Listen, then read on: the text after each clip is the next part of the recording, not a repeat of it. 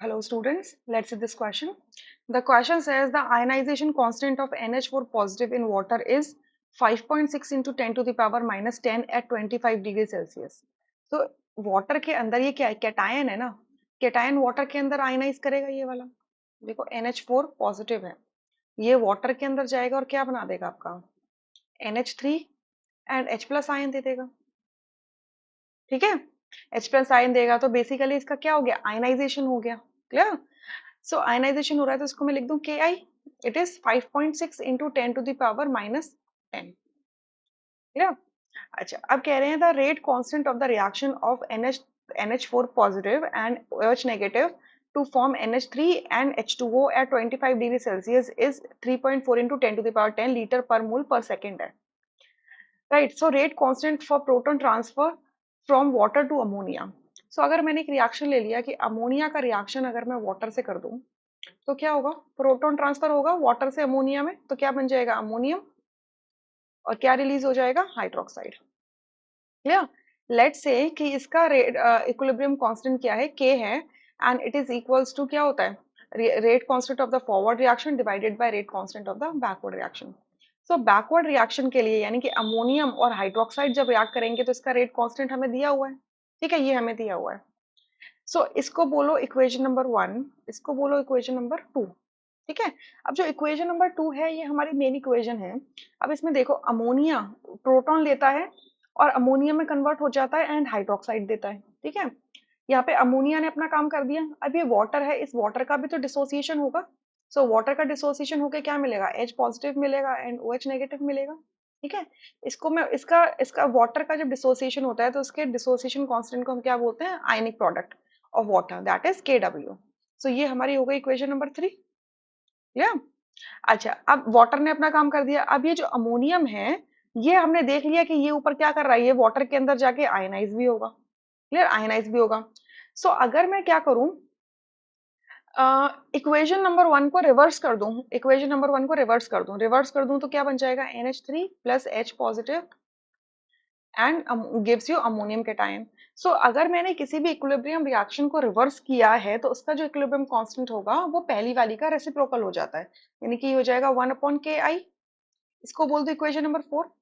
अब मैं इक्वेशन 3 को और 4 को ऐड कर रही हूँ, मैं इन दोनों को क्या कर रही हूँ, ऐड कर रही हूँ. क्लियर, ऐड कर रही हूँ. तो ऐड करके क्या बन जाएगा, ये देखो NH3 प्लस H2O. ठीक है, H पॉजिटिव से H पॉजिटिव कैंसिल हो जाएगा, gives you ammonium cation plus hydroxide anion. ठीक है, तो ये जो मेरी रिएक्शन आई है ये बेसिकली इक्वेशन नंबर 2 है, रिएक्शन नंबर 2 है. तो अब इन दोनों ये जो मैंने इक्वेशन बनाई है ये बनाई कैसे है, थर्ड से और फोर्थ से इन दोनों को ऐड करके बनाई है. तो इसका जो इक्विलिब्रियम होगा वो क्या हो जाएगा, इन दोनों का मल्टीप्लाई हो जाएगा. इक्विलिब्रियम कांस्टेंट जो होगा इन दोनों का थर्ड और फोर्थ का मल्टीप्लीकेशन होगा. ठीक है, थर्ड और फोर्थ की जो इक्विलिब्रियम कांस्टेंट उनका मल्टीप्लीकेशन होगा तो जाएगा KW मल्टीप्लाई 1 अपॉन K1. ठीक है, के सॉरी KI. अब हमें पता है कि जब ये इक्वेशन और ये इक्वेशन इक्वल है तो इनके इक्विलिब्रियम कांस्टेंट्स भी इक्वल होंगे, यानी कि this portion is going to be equal to this portion. ठीक है, सो अब यहाँ पे देखो KF upon KB is equals to KW upon KI. KF की वैल्यू हमें निकालनी है. ठीक है, तो KW की वैल्यू हमें पता है क्या होती है, मतलब यहाँ से फॉर्मूला हो जाएगा आपका KW multiply KB upon KI. Right, KW की वैल्यू होती है 10 की पावर माइनस 14. मैं ऐसे दूसरा कलर ले लेती हूँ जिससे मर्ज ना हो. ठीक है, KB की वैल्यू मतलब बैकवर्ड रिएक्शन के रेट कांस्टेंट हमें दी है 3.4 इंटू 10 टू द पावर 10. ठीक है, और हमें जो आयनाइजेशन कांस्टेंट है इसकी वैल्यू दी है 5.6 into 10 to the power minus 10. ठीक है, ये दिया है. तो अब मैं इसको कहाँ सॉल्व करूँ, इसको मैं यहाँ सॉल्व करके लिख देती हूँ. ठीक है, यहाँ पे देख लीजिए एक बार. तो देखो ये अगर हम इसे सॉल्व करेंगे तो ये कितना आ जाएगा आपका 34 अपॉन 56 इंटू 10 की पावर 6 आ जाएगा. डेसिमल से डेसिमल कैंसिल और ये 10 की पावर्स को सॉल्व करेंगे तो ये आ जाएगा. ठीक है, अब इसको फर्दर हम सॉल्व करेंगे तो ये हमारा आता है 0.607 इंटू 10 टू द पावर 6. और मैं इसे कैसे लिख सकती हूँ, एक डेसिमल को राइट साइड में शिफ्ट कर दोगे तो 10 की पावर 1 से डिक्रीज हो जाएगी तो हो जाएगा 6.07 into 10 to the power 5. Clear.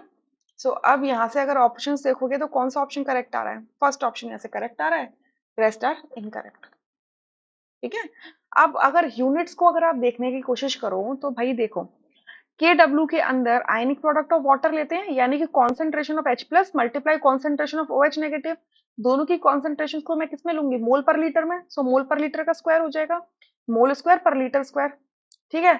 और आपका बैकवर्ड रिएक्शन जो है इसका जो रेट कांस्टेंट की यूनिट दे रखी है वो लीटर पर मोल पर सेकंड दे रखी है। और आयनाइजेशन कांस्टेंट के लिए के आई, इसके लिए भी क्या लूंगी? Concentration of ammonia, concentration of H plus divided by concentration of ammonium, ammonium cation. ठीक है। तो यहाँ से ओवरऑल जो यूनिट बचेगी वो मोल पर लीटर बचेगी। सो देखो एक बार यूनिट को और समझ लेते हैं जिससे कि आपको अंडरस्टैंड हो जाए चीजें। यूनिट अगर आप देखोगे के एफ की अगर यूनिट देखोगे तो के डब्ल्यू की आ जाएगी मोल स्क्वायर पर लीटर स्क्वायर। ठीक है। के बी की क्या आ जाएगी? आपको दी है already, litre per mole per second. और आपकी के आई की क्या हो जाएगी? देखो इसकी भी मोल पर लीटर में होगी, इसकी भी मोल पर लीटर में होगी, इसकी भी मोल पर लीटर में होगी। ठीक है।